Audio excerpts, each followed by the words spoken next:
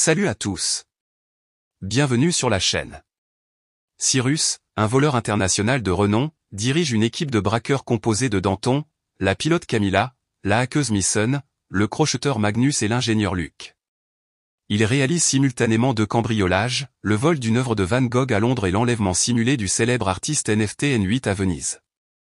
N8 est d'abord stupéfait d'être kidnappé, mais Cyrus lui rappelle que la valeur des grands tableaux augmente rapidement après leur vol.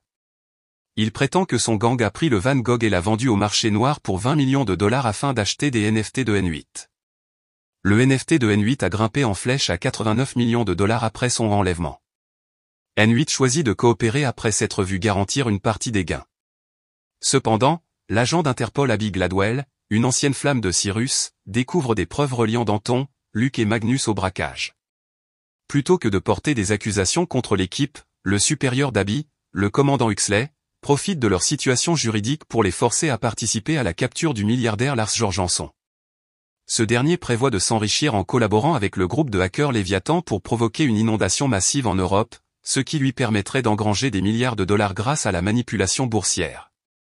Comme Léviathan a besoin d'un paiement en lingots d'or intraçables, Jorgenson a fait transporter une cargaison d'or de son coffre-fort de Londres à la banque de Léviathan à Zurich par un avion commercial.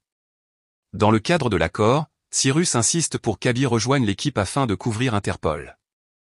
L'équipe pense qu'elle ne pourra récupérer l'or que lorsque l'avion sera en vol.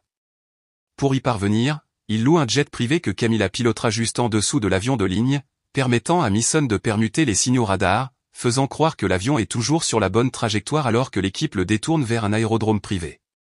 Une fois que Magnus aura ouvert le coffre-fort et que les hommes de main de Jorgenson seront neutralisés, l'équipe s'emparera de l'or en utilisant le jet. Leur planning est chamboulé lorsque Jorgenson découvre une taupe dans son organisation et avance la date de livraison. Néanmoins, l'équipe est prête à temps. Après avoir réussi à détourner l'avion, les hommes de main de Jorgenson tentent un détournement, provoquant un atterrissage d'urgence. Magnus, Abby, Cyrus et Camilla sont capturés. Magnus s'échappe au sol, tandis que les 3 autres sont embarqués à bord de l'avion transportant l'or vers la résidence de Jorgenson en Toscane. Huxley, désespéré par l'idée que l'or n'atteigne pas Jorgenson, ordonne à l'OTAN d'abattre le jet. Harry, le contact de l'équipe au contrôle du trafic aérien, collabore avec Camilla pour informer les pilotes qu'il y a des otages à bord, les obligeant à se retirer. Un nouvel affrontement entre l'équipe et les hommes de main de Jorgenson provoque le crash de l'avion sur le terrain de la villa de Jorgenson. Jorgenson capture Abby, Cyrus et Camilla sous la menace d'une arme et exécute l'agent de Léviathan après qu'ils aient annulé le contrat. Les carabinieri arrivent, et Cyrus utilise la technologie NFT de N8 pour leur montrer une vidéo de Jorgenson assassinant le représentant. Jorgenson est emprisonné, et Abby frappe Huxley après avoir découvert qu'il a autorisé les jets de l'OTAN. Elle démissionne d'Interpol et rejoint Cyrus. Quelques semaines plus tard, Cyrus révèle à Abby que pendant le vol de l'avion, l'équipe a enlevé le chargement d'or et l'a remplacé par des barres de fer peintes pour ressembler à de l'or.